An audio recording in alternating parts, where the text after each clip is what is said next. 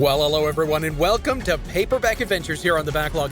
This is actually a card game that you can buy. You can see up here in the top left, you can click on this and buy a physical copy of this game and play it with your friends, trying to get the best score, working together to beat the game itself. And it's got some really meaty, good choices that you get to make as you're putting words together, but it doesn't suffer from the problems that a lot of word games have, where if you just can't think of a word or you're missing one or two letters. So here's what let's do today. I'm gonna go through and I'm gonna play the first round and kind of explain how it goes so that you get to grips with how it plays and you can understand what's going on. And then I will sort of fast forward as we go through the rest of the run here, and we'll get to the end of the run and I will show you the way that I imagine playing it. Okay, because this is originally written as a book that you are playing through. So let's start a new game and open the book. And so, it begins. Chapter 1. You smell it before you see it. A toxic blob lurches towards you, and you see the vegetation surrounding the sludge alien wilting and dying the longer it stays next to the creature. When the enemy enters stage 2, they deal 5 damage. Alright, so here we are. We are this ex machina machine character over here, and we're facing off against this alien sludge over here. And he has a static ability that goes on the entire time. So when he goes to stage 2, he deals 5 damage. That's pretty standard. But then this is his attack for this particular round as I make these cards. If I defeat his first stage, he gets stunned and this doesn't go off. Otherwise it goes off and I have to hopefully ameliorate the problem. He's planning to give me 2 curses. I want to deal him damage and defend myself, but he's not doing any attack, so I don't need any defense. So let's make a word. A nice, good word. I want one that uses all of these. It'll give me the biggest attack here. R-E-A-D-T. No. Ready? I could use a Y.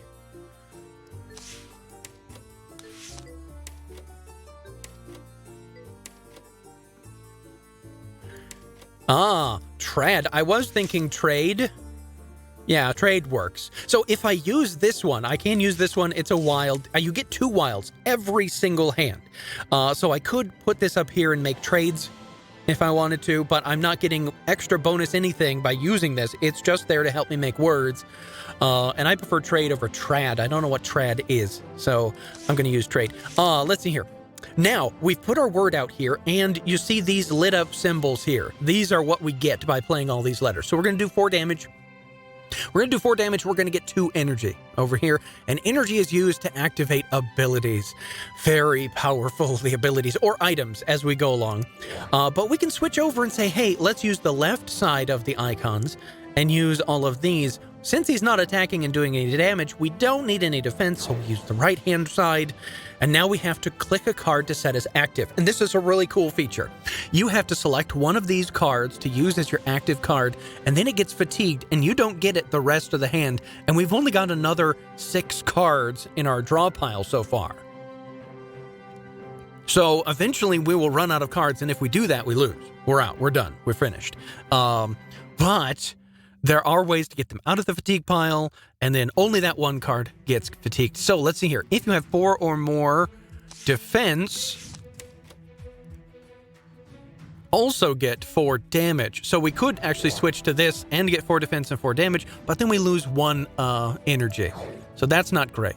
We can give 2 curses, which is good for this character, or for each 2 defense, gain 1 energy. So we could switch over here if this is active and gain extra energy if we wanted more. But move a fatigued card to your discard pile. So yeah, this would move 1 out of here.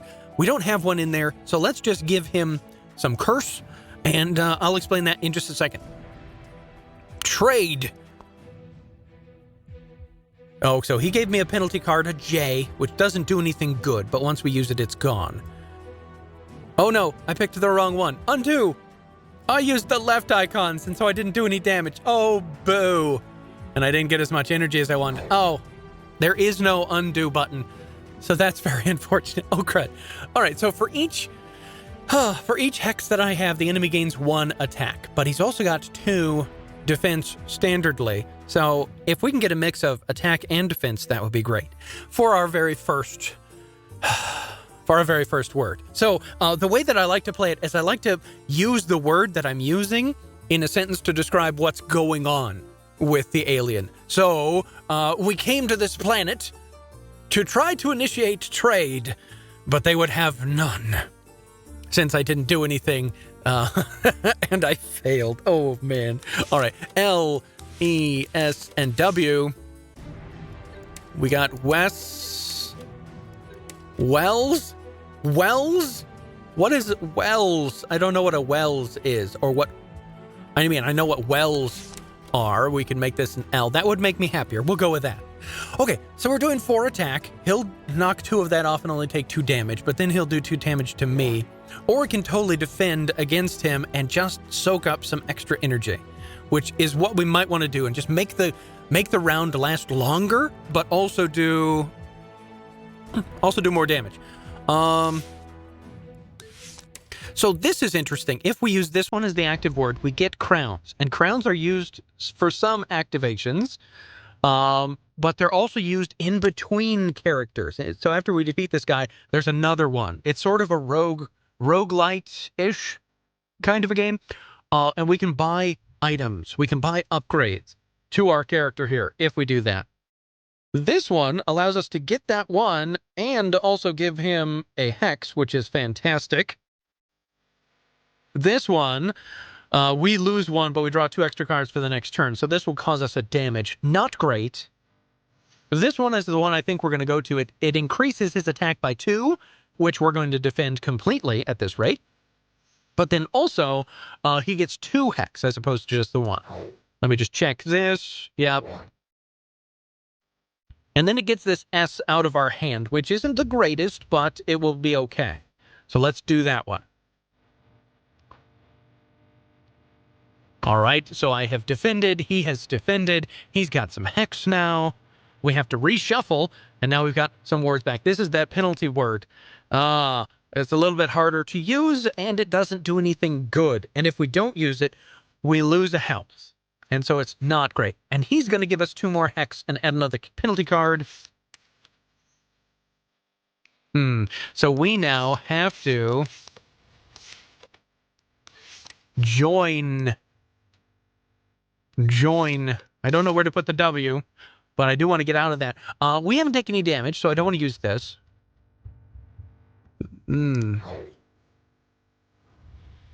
This actually might be good, because we gain 4 attack, even though we do lose 1 health. That's fine, though. But we've got 4 hex on him, so I think it's time to use our secret ability here. This is Laser Eyes, and we can use 1 energy to actually activate these hexes and do 7 damage, because he's got 4. So let's activate it. And it just happens right away. Boom. 7 damage gone. So he's actually going to be stunned now that we use this. It's going to do enough damage to finish this 3. He'll go on to stage 2 and, of course, deal 5 damage. Can I defend against that? I can. So let's do that. So I've got 3 defense, 4 attack. Take him down. Bonk. He's stunned. He does 5 damage, but I blocked 3 of it. And away you go. We get rid of that penalty card. Get it out of here. And we're on to stage 2. Now, you see, it did actually carry over. So this extra damage that we did carry over. So if we went with 5, he would be down to 10 health rather than 11. That's okay. All right. Now. Word. Got to come up with a word. Lated.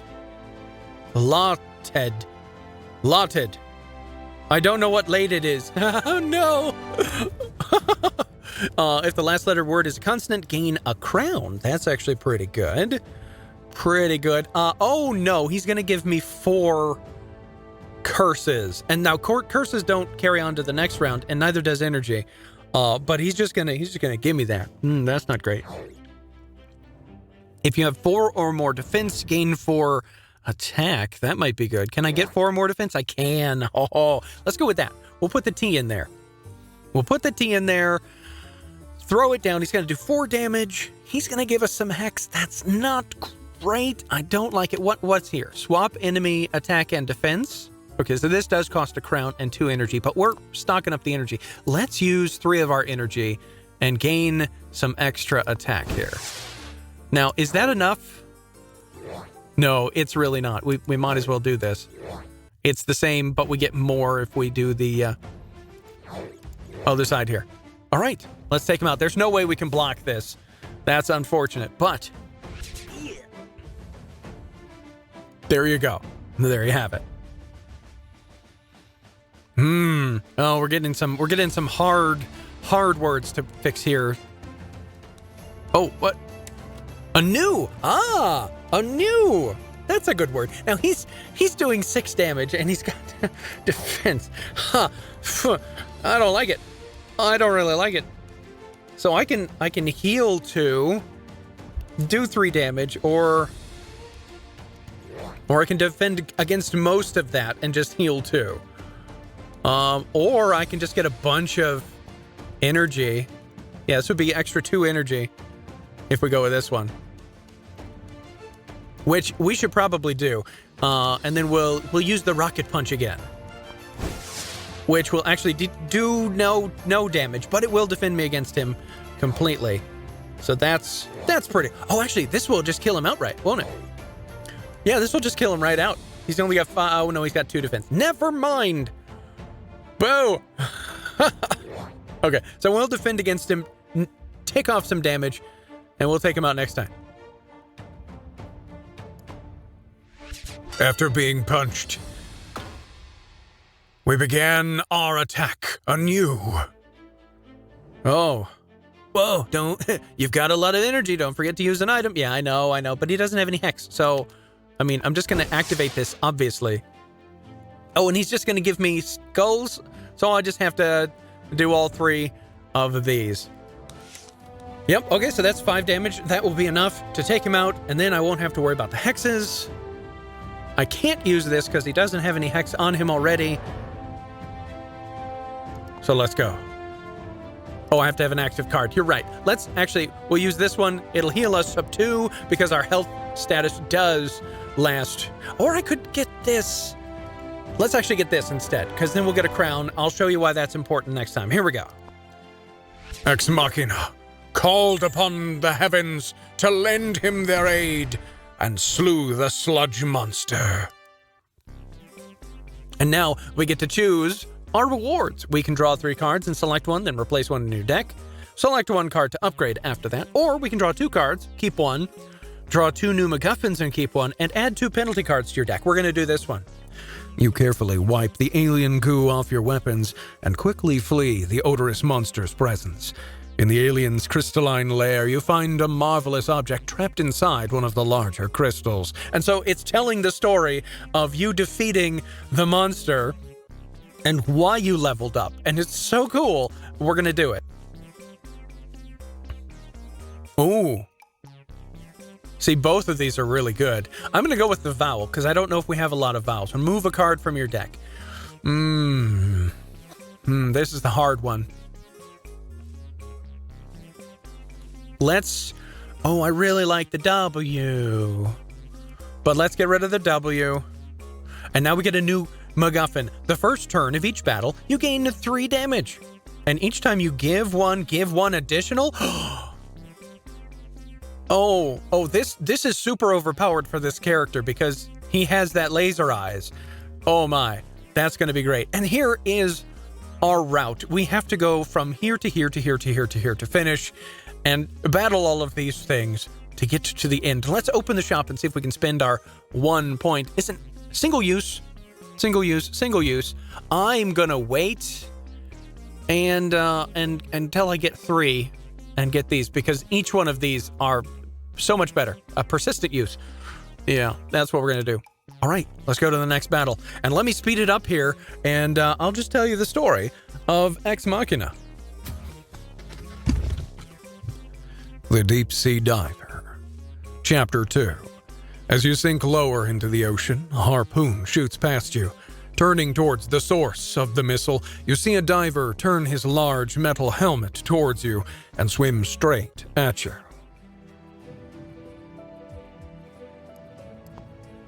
Ex Machina kicked the deep-sea diver, forcing him to fall into the canyon. The deep-sea diver shot his harpoon, loaded, and re-shot, barely missing Ex Machina. As Ex Machina dodged the hail of harpoon bolts, he wondered out loud, "What does LODS mean?" No one knew what that word meant. "I've got to pull myself together. If I keep thinking of words, I will lose," he said to himself. Pulling together all his might, Ex Machina dealt the deep-sea diver a blow that sent him over the underwater dells. But Ex Machina followed after him with a dour expression and finished him in the murky depths. As the pallid suit drifts into the dark deep, you return to the glinting reef in the distance, your destination before the diver attacked you. What is it you see lodged between the coral polyps and waving anemones? It becomes clear that the thin man in the suit is tailing you. When you start to make a run for it, he pulls a weapon and starts firing. He's far enough away that it might take him some time to find a clear shot.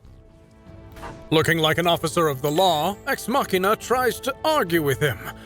But the G-Man's gun gets pulled, and Ex Machina knows he means business. Slapping the gun aside, Ex Machina exclaims, "Why are you tailing me?"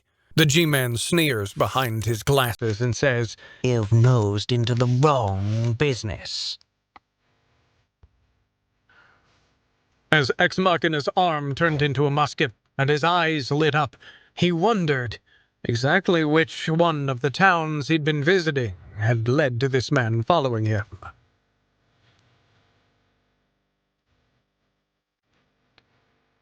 The G-Man wiped a small trail of blood from his lip and said the one word Ex Machina didn't expect. Door.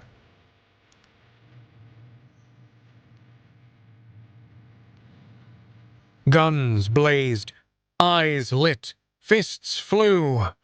The scuffle continued until the G-Man took his glasses off, looked down at his shirt, and said, "Oh, it's getting serious now. You've torn my shirt."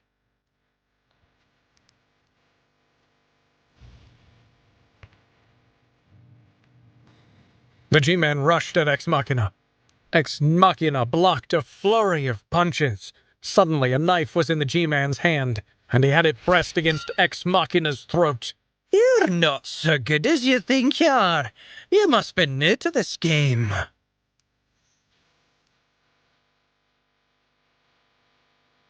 But what the G-Man didn't know was that Ex Machina's neck was actually not a vulnerable point, since it could be easily reattached and was wirelessly attached to the rest of his body. It was just there for looks. But the blast of light and death that came out of Ex Machina then ensured that the G-Man would see no more dawns.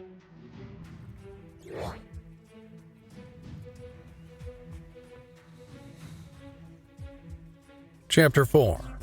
If you wonder if it's really the best idea to wake up the massive napping giant, but it's the only way to complete your quest, better get your hits in quick before he fully wakes.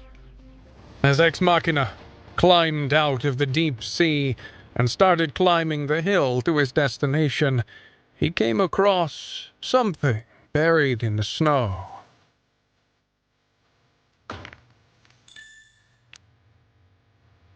The lump hidden in the snow was revealed to be a giant. He moved slightly and then spoke. "Just 5 more." The giant woke grouchily as Ex Machina pummeled him. He'd been having a wonderful dream about how he'd been attacking a village and killing all of the peasants. Nobody had really taught him how to pronounce that word properly. The battle with the giant took quite a long time, and unfortunately did quite a bit of damage to the surrounding infrastructure. Surely the taxes required to rebuild all of that would raise everyone's rents. But Ex Machina knew that this giant was a person, and so stayed his killing blow and explained to the giant the reason for his rude awakening. He attempted to share a riddle, but you counter with your own, as he puzzles over the answer you look for any items of value the giant has placed inside his lair. Leaving the giant's cave, Ex Machina thought he'd seen the biggest foe he'd have to face yet. But then he heard of the Titan. He knew it would be big, but this big. Strange glowing marks on its body hum with power as the city's emergency forces use what meager firepower they've got. Maybe science went too far this time. Seeing the size of the foe, Ex Machina had a moment where he just wished for a wand that he could wave and shrink this massive bloke down to size. The Titan's giant hand slammed down on Ex Machina, and he had just enough time to raise his arms and reinforce them to pierce into the hand of the Titan. He'd have to remember that move. So in his memory banks, he started. Despite how fast Ex Machina could move and how large the Titan was, it had a knack for getting out of the way. The battle raged. The two of them fought for hours, the one dodging too fast, the other seemingly taking no damage. Ex Machina's batteries were beginning to run low, and he needed something. Then he realized maybe the power that grew this panda to such unimaginable size could be used by himself. Maybe he could desprise the Titan of his own power source. Realizing that the substance that caused the skin of the Titan to glow when pierced was the mythical unobtainium, Ex Machina was quick to siphon off its power, both powering himself up and returning the Titan to its adorable panda size. This gave Ex Machina quite a few puns that he could have used, but he left those unsaid.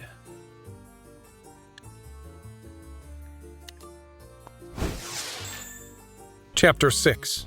The Homework Monster. Holy smokes, this school stuff's gotten out of control quickly. Managing your time led to this mess, so good timing might be the key to getting out of it. And you should use those new vocabulary words for style points.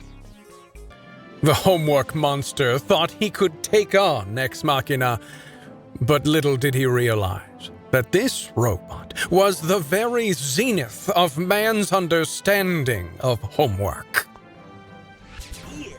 But you shouldn't be able to defeat me so quickly. I have essay questions. I have ChatGPT, Ex Machina argues. But you're just a robot. You shouldn't be able to do damage. The 3 laws should be enshrined in you. Ex Machina laughed. Yes, but they didn't spell enshrined properly. They spelled it in-shrined. Ha, ha, ha. And with that sick burn, Ex Machina raised his number 2 pencil and filled in the last dot on the Scantron. You have been ascertained and audited and found to be insufficient, he said, and the Homework Monster fell down with an F. Oof! If Mom and Dad see the mess you made during this epic struggle, they're going to be epically angry. You shove the largest stuff under your bed and into the closet and quickly vacuum up the rest. Now that that's all clean, you notice something you lost ages ago on the floor. Score! End of Book 2. Chapter 7. The Alien Queen. Our intrepid hero runs into another obstacle after the crash landing. An alien queen, mysterious and deadly. She seems to draw her power from the alien beasts around her, as well as from our stranded space hero. Not wanting to anger the alien queen, Ex Machina tried to explain that he was only here on a mission from the king, yet the queen was having none of it, and sent her purple beast to chew on Ex Machina's kneecap. But that giant purple alien dog was more of a giant purple alien cat, for with a simple spritz of water, the dog was sent screaming. Ex Machina tried to explain to the alien queen that the king didn't want disharmony in his kingdom, but rather more and more duets. Yet the queen was unwilling to hear reason. And so Ex Machina had to gently give her a minor sprain. Now marooned on the uncharted planet in Sector 4, our intrepid hero turns to the strange creatures the queen called her pets. With the cleverest use of astronaut ice cream on this or any planet, the creatures befriended our plucky spacefarer and bring all sorts of bizarre gifts from their burrow-like homes. Chapter 8. The Bandit King. Inside the musty, dimly lit hall, the Bandit King suddenly rises from his throne, axe drawn. His sudden aggression puts you on the back foot, and his expression is mocking as he seems to goad you into matching his intensity. The Bandit King and Ex Machina met in the center of his chamber, and tempers blazed. Locked in combat in the middle of the hall, the Bandit King looks deeply into Ex Machina's machine eyes and says, "We're not happy with having a king. We want to vote someone into the presidency." But Ex Machina wasn't stupid. He replied to the king as he threw him into the massive fire at the end of the hall. "A president without checks and balances is just a king relabeled." As Ex Machina flew over to the fire and held the Bandit King in it, he whispered in his ear, Because a king and a president with no checks and balances can do as he intends. The man's broken helmet tumbles down the stone stairs leading to his ramshackle throne, each metallic clang seemingly louder than the last. No one else moves. You walk down the steps and pick up the helmet. You wait, and then with a wry grin you return up the steps and recline yourself on the throne. The last chapter. The Dragon. The dragon's massive tail slams behind you, blocking the exit. "So good of you to arrive. It's been so long since I had guests for dinner." The dragon grins and seems almost bored for now. You figure that demeanor won't last long. "Why have you come into my lair, little machine?" The dragon snarls angrily. Ex Machina rushed at the dragon, shooting lasers out of his eyes and his fists before him. "I'll destroy you because I have an anagram solver. That gave me the word Xanders, and I don't know what it means." And yes, at this point, I'm getting a bit tired. It's been going on 2 hours now, so I'm just using an anagram solver at this point to come up with the most overpowered word. I've gone up to 40 damage on a single hit here, and you can really min-max that if you play around with the stuff that you get here. But I'm just going to use Bruxt, because that seems like a good word. And Spadooey. This doesn't affect me now, and we're down to 13. Love it. Oh no, the enemy loses 4? Just a second. There's a good word. I like that one. Yes. So it does 8 damage. 10 defense over here. Oh my.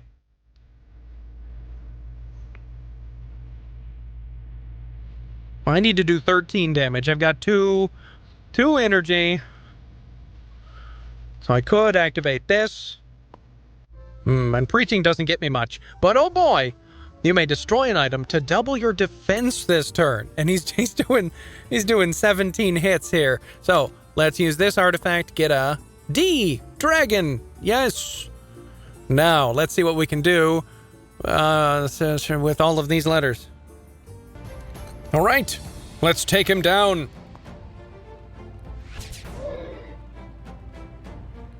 Gone. The dragon is defeated.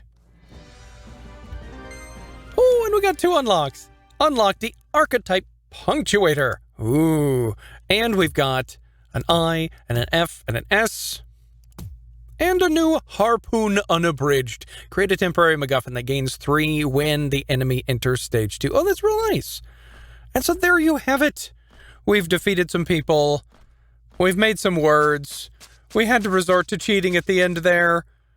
But, you know, that's how it usually goes with word games like this. If you are a word game aficionado and you don't have to use the anagram solver for the trickier scenarios, then this is definitely a great game for you. And it's a wonderful game to use at a party because you can play it co-op and just say, okay, guys, let's come up with the best word. What's the best word? And then you're like, wait, is that how that's spelled? And somebody's like, yeah, no, that's totally how that's spelled. Okay, we'll go with it.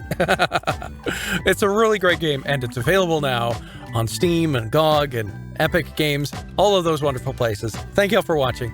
I hope you enjoyed this, and I hope you come back again next time as we play something else here on the BackLog.